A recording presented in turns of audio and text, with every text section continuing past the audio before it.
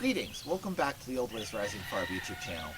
Today I just want to share some thoughts on a topic that I've been thinking about lately um, in response to some things that have been going on, some other conversations that I've had, and I just want to share a couple of thoughts with you.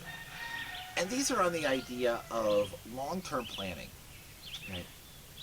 Which is really hard in a world where there's a lot of rapid change. Now, I'm not talking here about political change or elections or geopolitics or any of that. I quite deliberately try to avoid all of that nonsense here on this channel. This is just, nuts and bolts, the realities we interact with every day is what I want to focus on. So, the changes I'm talking about are climate changes. And this is very real. And you can see and feel the impacts that this is starting to have already. We know what it is. We know for certain what it is. We know for certain why it is. We know what the basic trajectory of it is. The data is in. There is no longer any ambiguity, and the time for being whiny snowflakes about that fact is over. It just is. I'm not going to go and relitigate that. Everybody who wants to know has the data, and everybody who chooses to ignore the data is going to make that choice no matter how much data I present. Right. So, for this video, we're just accepting that reality and talking about how to think about it vis-a-vis designing a homestead. Right. That's the goal. Because designing a homestead, designing an orchard, designing, investing in, even just, if you're growing annual crops, even just the bed preparation, long-term bed preparation, what technique do you choose? Hugelkultur, terra preta, double digging, right? There's all these different techniques, and they all work great in some climate, but none of them are magic pills for every climate, right? So what do you choose? What trees do you choose? What shrubs do you choose? How do you think about building something when you can't count on the climate to be truly permanent? In permaculture design concepts, the climate is usually one of those things that's assumed to be maximally permanent, that you can't really alter, that doesn't change. But that's no longer really true. And that kind of throws a monkey wrench into things. Because when we're planting a lot of trees, even an apple tree can grow and live and produce fruit for hundreds of years, and that's a shorter-lived mid-succession tree. Oaks can last thousands of years. So if you're doing something that you want to have in existence for not just 7, but many more than 7 generations, how do you think ahead when you can't really be certain what the climate's going to do? And that's what I wanted to talk about.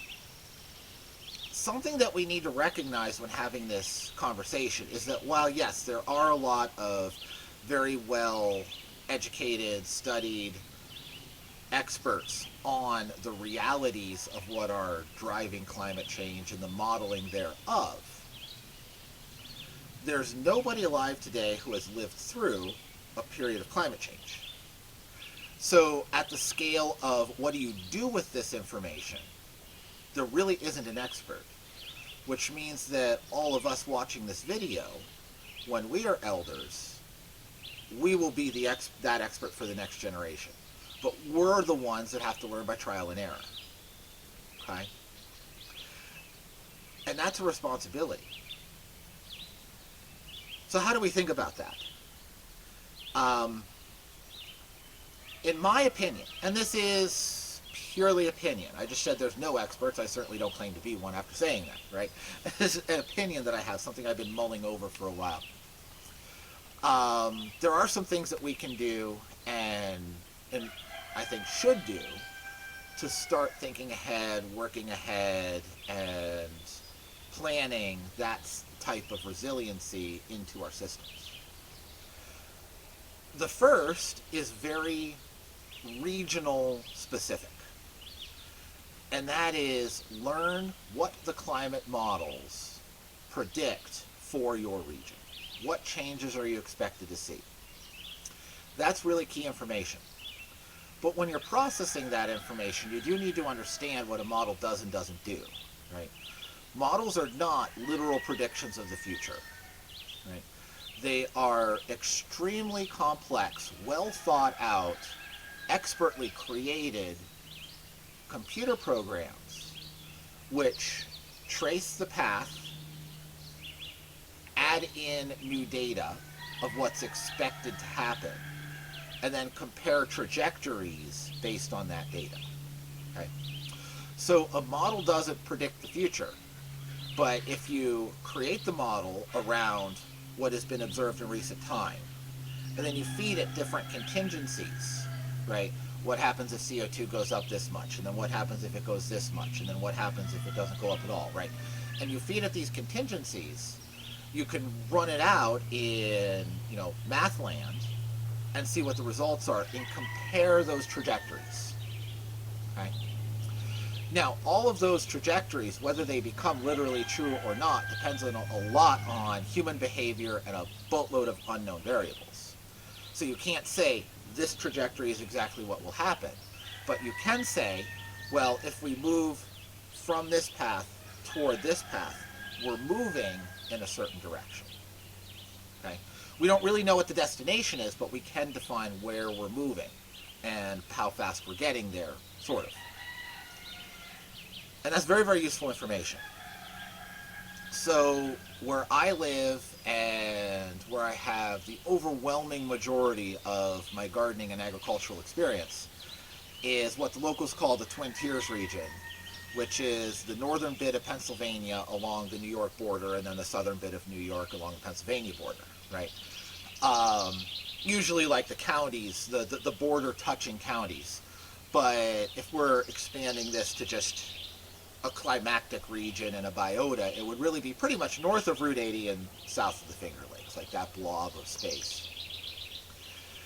And if you look at the models, what they predict in terms of temperature is that this region of the country will gradually, and we don't really know what speed because that's where all those unknown variables come in, but this region will move in the direction of having a climate very similar to what the Blue Ridge and mid-elevation of the Smoky Mountains have today. Okay, so we're kind of moving 3 states south and 1 state west in sort of trajectory. And here in the United States, that's fairly typical. Now, if you live in California, moving 3 states south and 1 state west is a very watery, salty, hostile environment for your tomato plants. So you can't apply that heuristic. So you need to go and do a little more research on your own area, right? And if you live in Europe, you have a very different interaction with the ocean than North America does. You have a very different interaction with prevailing winds than North America does. So again, you need to do your own research. But speaking from, my general, blobby region of eastern North America, 2 to 3 states south and about a state west is close enough for this conversation, especially since we don't exactly know what the destination is. But that's temperature-wise. That's only half of the story. The other half of the story is precipitation. So, the whole northern half of the United States is underneath the jet stream for most of the year. And one thing that we have absolutely already seen, both in the models and in reality, is what's called an increase in the amplitude of the jet stream, right? So the jet stream is wavy, okay? As the temperature gradient between the equator and the poles diminishes, because the poles are warming faster than the equator, right? So the gap between the two diminishes. That weakens the speed of the jet stream. Again, I'm not going to get into all of the geophysics in there, but it weakens the speed of the jet stream. And just like a rubber band, right? If you think about have a rubber band that's sagging, and if you stretch it, it straightens. If you loosen it, it sags more. Okay? So when the jet stream goes faster, it's like stretching the rubber band. It flattens out. When it goes slower, it's like eliminating stress on that rubber band, and it sags down more in the middle. Okay? So, when you have a really, really cold pole relative to the equator, it stretches the jet stream tight, and you don't have a lot of waves in the pattern. When you warm the poles, it relaxes the speed and the jet stream sinks. Okay. That leads to more of these hyper erratic switches to very, very warm to very, very cold. And again, that's predicted in the models and is borne out in reality very much. From experience, I can say, growing up and living most of my adult life in this region, it is definitely different from when I was a kid. And I'm not old enough to be telling when I was a kid, you young whippersnapper stories. Right? So it's changed a lot in a very short period of time, where we are regularly having unseasonably warm, just pow, unseasonably cold, and then right back to unseasonably warm, right? These huge shifts. That is predicted in the model, and it's borne out in reality. Then the third is, along with that, precipitation changes. Okay? And again, because the jet stream is being less and less predictable, seasonality is being less and less predictable. Right? It used to be, again, you young whippersnappers, when I was a kid, just a couple years ago,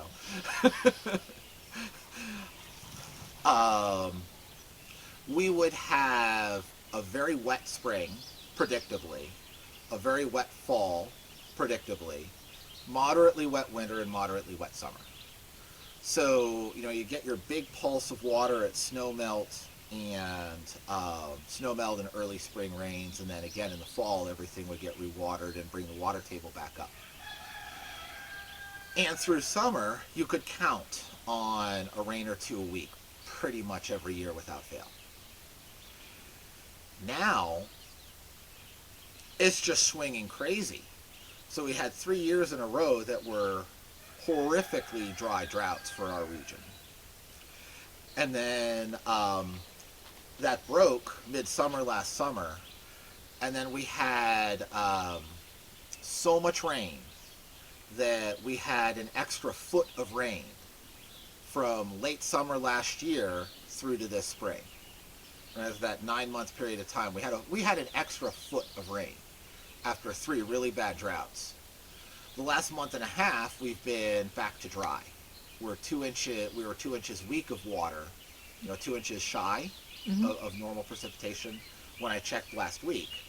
And then in the last week, we've gotten about 3 inches of rain. So it's just, again, right, dry spell. It's drier than dust, and then it's wetter than the ocean, and then drier than dust and wetter than the ocean. And again, that goes with this change in predictability of jet stream, seasonality, climate patterns. So, again, that's going to be very much changed depending on where you are, right? But where you are, I'm sure you have noticed something. What we know for sure is that what you have noticed is only a fraction of the change that has already been baked into the cake. The biggest absorber of heat is the ocean, and the ocean circulation is about a 300-year cycle. So that heat at the top, just gets churned down in. So there's a big, long lag between when the CO2 is released, when it has an impact on the atmosphere. That impact is absorbed and mitigated by the ocean, and then only when the ocean warms up in response to that change 100, 200, 300 years ago, do you feel the full impact of what you did then. So the impacts we're feeling now are the impacts that were caused a generation ago. The impacts that we've caused in the last 20, 30 years are still being absorbed by the ocean. We haven't felt them yet. Okay? So the changes that we're seeing in our own time now are only a fraction of the changes that we have already irreversibly on a human time scale caused and baked into the cake. So the trajectory that you see and feel will continue in that direction. We've already seen that with revisions to zone maps and hurricane predictions. We have at the time that I'm making this in early July 2024, there's the earliest known Category 4 hurricane spinning around the Caribbean. It You know, made landfall. it made landfall? Okay. I didn't see it made landfall. Barrel. New news. Yeah, Yeah. barrel. So we are feeling these things. How do we plan for them? How do we work with them in a good way? You know, how do we think? How do I build a system now that will still work in 7 generations in spite of these changes, or maybe because of these changes? Okay? And this is where that thinking ahead comes in. Again, I'm going to be case specific to me. This will be different for you. But here, where, you know, we're losing our predictable summer rain, I think there's a real need to focus on shorter season crops and drought tolerant crops. Okay, so like there's some really really short season varieties of corn that are held by the native communities in the desert Southwest. There's a good seed company called Native Seed Search. I don't have any relationship for them. I've used their stuff. I like it. They're not a sponsor. This is not any kind of paid endorsement or anything. But, excuse me, that make some of these varieties available. And if you look down there, the agriculture isn't so much driven by the warm season, cold season cycle as it is the wet, dry season cycle. Okay? The traditional agriculture, non-irrigated traditional agriculture. So if we're now looking at a climate here in the Northeast where you have a wet spring and then it dries out quicker in the summer, you need to build more of your plant faster. So you need a shorter season variety. If we have really dry springs like last year that cause rampant seed failures, seed germination failures, or really wet spring like we had this year that can also rot seed in the ground, and you need to replant too late for a normal ripening variety, again, you can replant with some of those really short season varieties. So it's worth having them, even though you're looking on the other side of the continent for that source of heirloom seed. It's worth having them and bringing them to the east. It's also historically interesting that those really short season corns were probably what allowed corn cultivation to migrate from Mexico into the cold north in the first place. Sort of a repeat of history and doubling down on history a little bit. So that's one thing. Shorter season and more drought tolerant crops. That's going to be a big one here.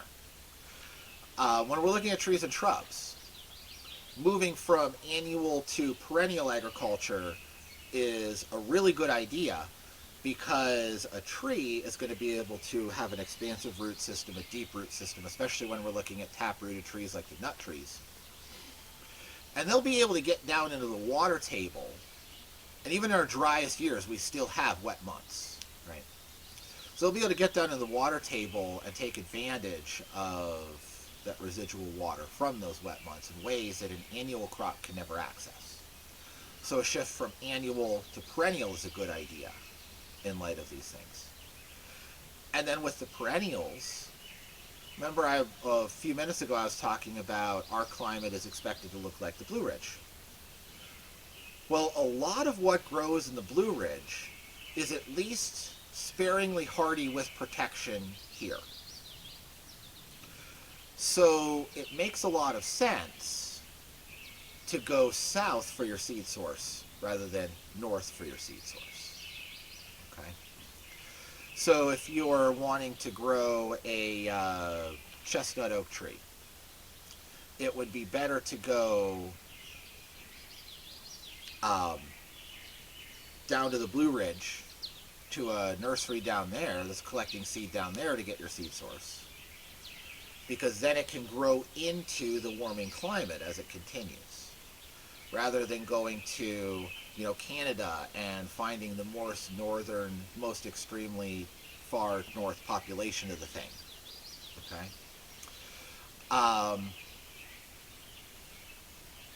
There's a lot of plants that grow in the south that aren't that great in this area, like pecans,